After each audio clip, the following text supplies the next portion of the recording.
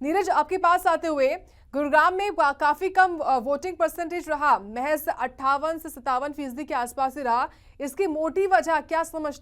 जी बिल्कुल, देखिए अगर हम गुरुग्राम की बात करते हैं तो गुरुग्राम का मतदान फीसदी सबसे कम रहा, या फिर ये कह सकते हैं कि गुरुग्राम के मतदाता जो है इस बार फिसड्डी साबित हुए। 57.2 जो है वो मतदान गुरुग्राम का रहा। लेकिन इस गुरुग्राम के अगर हम पूरे तमाम 4 विधानसभाओं के आंकड़े पर अगर एक बार नज़र डालते हैं तो बादशाहपुर विधानसभा की बात करते हैं, जहाँ 5,20,000 मतदाता है और कुल मिलाकर 2,81,510 मतदाताओं ने अपने मत का प्रयोग किया। और उसको अगर हम फीसदी के हिसाब से निकालें तो 54% मतदान जो है बादशाहपुर विधानसभा सीट पर हुआ। और ये बादशाहपुर विधानसभा सीट वही विधानसभा सीट है जो कि प्रदेश भर में सबसे बड़ी विधानसभा सीट है, यानी 5,20,958 जो मतदाता है वो इस ही विधानसभा में आते हैं। और इसके बाद अगर हम गुरुग्राम की बात करते हैं तो गुरुग्राम विधानसभा में 4,43,102 मतदाता थे और कुल मिलाकर यहाँ जो है 6,918 मतदाताओं ने अपना मत का प्रयोग किया। और वोटिंग परसेंटेज की बात करें तो यहाँ जो है 51.2% मतदान हुआ। और इसी तरह से अगर हम पटौदी की बात करते हैं तो पटौदी में जो है 61.4% मतदान हुआ। तो वहीं अगर सोहना की बात करें तो सबसे ज़्यादा मतदान जो है सोहना विधानसभा में हुआ 68.6, यानी कुल मिलाकर कहा जा सकता है कि जो ग्रामीण इलाके थे गुरुग्राम के, चाहे हम खास तौर पर पटौदी की बात करें या फिर सोहना इलाके की बात करें, वहाँ का मतदान जो है 60 से 65% के ऊपर हुआ, क्योंकि सोहना में 68 हुआ। तो वहीं अगर हम जो है पटौदी की बात करते हैं तो 61 रहा। लेकिन गुरुग्राम और बादशाहपुर ये दोनों वो इलाके हैं जहां लगातार हाई राइज सोसाइटी में जो है मतदाता रहते हैं और यहाँ का मत फीसदी जो है 51 और 52 के बीच रहा। यानी कुल मिलाकर कहा जा सकता है कि शहरी इलाकों में लोगों ने जो है अपने मत का प्रयोग नहीं किया, लोग घरों से बाहर नहीं निकले। और इसके पीछे के अगर हम कारणों की बात करें तो इसके पीछे के कई कारण नजर आते हैं कि हाई राइज सोसाइटियों में जो बूथ बनाए गए थे वो इस बार और लोकसभा में भी बनाए गए थे कि ज़्यादा से ज़्यादा हाई राइज सोसाइटियों में रहने वाले लोग अपनी ही सोसाइटी के अंदर अपने मत का प्रयोग कर सके, लेकिन वो घरों से बाहर नहीं निकले।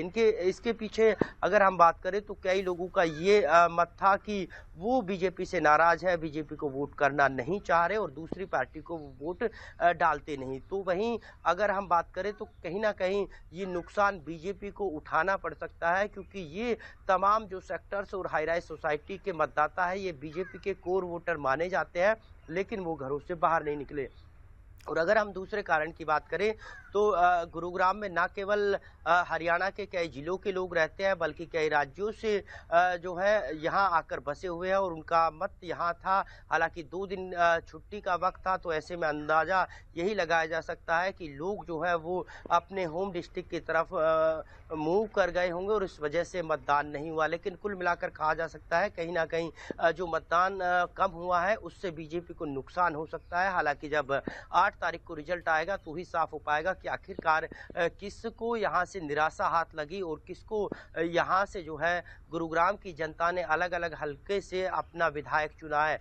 लेकिन अब कुल मिलाकर 47 उम्मीदवारों की किस्मत का फैसला 57% मतदाताओं ने ईवीएम में कैद कर दिया है। और ईवीएम अब फिलहाल 3 लेयर सुरक्षा की निगरानी में रखी गई है। एक तरफ जहाँ पैरामिलिट्री फोर्सेज लगाई गई है तो दूसरी तरफ हरियाणा पुलिस के जवान और सीसीटीवी कैमरे की निगरानी में ये तमाम ईवीएम रखी हुई है, जिनमें जो है 47 उम्मीदवारों की किस्मत कैद है। और इस किस्मत को खुलने में अभी हालांकि 2 दिन का वक्त लगेगा। जब 8 तारीख को ये ईवीएम खुलने वाली है तो तमाम उम्मीदवारों की किस्मत भी यहाँ खुलती हुई नजर आएगी और देखना यही होगा कि किसके सर जो है जीत का सेहरा सजता है और किसके माथे पर चिंता की लकीरें 8 तारीख को देखने को मिलेंगी। जी बिल्कुल नीरज, और क्योंकि एग्जिट पोल भी इसी तरफ इशारा कर रहे हैं कि बीजेपी के लिए मुश्किलें जो है वो खड़ी हो सकती हैं, क्योंकि आपने पूरी जानकारी, पूरा विश्लेषण किया। अर्बन वोटर्स मोटे तौर पर जो है वो बीजेपी के ही समर्थक बताए जाते हैं और रूरल वोटर्स जो है वो अन्य पार्टियों को, खासतौर से कांग्रेस पार्टी के समर्थक बताए जाते हैं।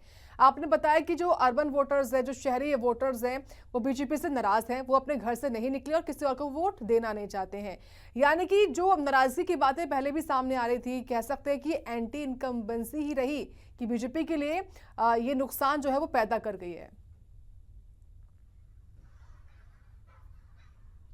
जिस तरह से लगातार तमाम एजेंसियों के सर्वे सामने आए उसमें बीजेपी के खाते में जो है 20 से 30 सीटें अलग अलग एजेंसी के सर्वे के हिसाब से आ रही है। किसी के हिसाब से 21 तो किसी के हिसाब से 28 आ रही है, लेकिन यहाँ बल्ले बल्ले जो है वो कांग्रेस की होती हुई दिखाई दे रही है। और एक बार फिर हरियाणा की सत्ता पर राज करने के लिए कांग्रेसी खेमे में इन तमाम एग्जिट पोल को देखकर ये कहा जा सकता है कि उनकी अगली सरकार बनने जा रही है। और इसी जोड़ तोड़ में तमाम जो कांग्रेस के दिग्गज नेता थे वो कहीं ना कहीं अपने जैक जुगाड़ में लगे हैं कि आखिरकार उनको सीएम पद मिल जाए। तो वहीं जो विधायक बनते हुए अपने आप को समझ रहे हैं उनका अब जुगाड़ और जुगत कोशिश यही है कि वो किसी तरह से हरियाणा में मंत्री पद तक जो है जा सके। तो कई ऐसे चेहरे हैं जो अपने आप को इस चुनाव के दौरान डिप्टी सीएम तक घोषित कर रहे थे, चाहे उसमें हम जो है चिरंजीव राव जो कि रेवाड़ी से मौजूदा विधायक और कैप्टन अजय यादव के बेटे हैं। तो वहीं अगर एनआईटी फरीदाबाद की बात करें तो नीरज शर्मा भी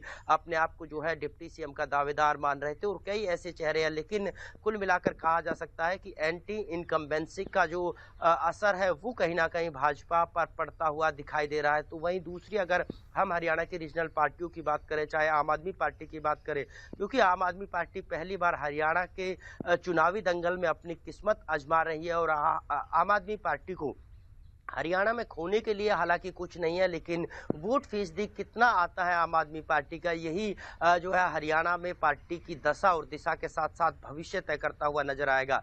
लेकिन जेजेपी जो कि पिछले 4.5 सालों तक सत्ता में भागीदारी रही, राज किया और इन जो है सर्वों के मुताबिक, एग्जिट पोल के मुताबिक जो है कहीं ना कहीं निराशा हाथ जेजेपी को लगती हुई दिखाई दे रही है। तो वहीं कभी हरियाणा की सत्ता पर काबिज रहने वाली इनेलो पार्टी जो कि 2019 में मात्र एक सीट पर सिमट कर रह गई थी, उसकी भी कहीं ना कहीं एक आधी सीट बढ़ सकती है। तो उसको कहा जा सकता है कि इनेलो को फायदा होने जा रहा है। तो वहीं बसपा और एएसपी की बात करें तो उनके लिए भी कुछ खोने को नहीं है, लेकिन वोट फीसदी कहीं ना कहीं उनके लिए भी अहम रहने वाला है कि हरियाणा की राजनीति में उनका कितना कद बढ़ने वाला है और कितने लोग जो है एएसपी और जो है बसपा को यहाँ के लोग पसंद करते हुए दिखाई दे रहे हैं। लेकिन कुल मिलाकर 8 तारीख को तमाम जो एग्जिट पोल थे वो एग्जैक्ट पोल में बदलने वाले हैं और उसके बाद हरियाणा की तस्वीर साफ हो जाएगी। अगले 5 साल तक कौन राज करेगा और किस तरह का हरियाणा का भविष्य रहने वाला है, ये तमाम चीजें जो है 8 तारीख को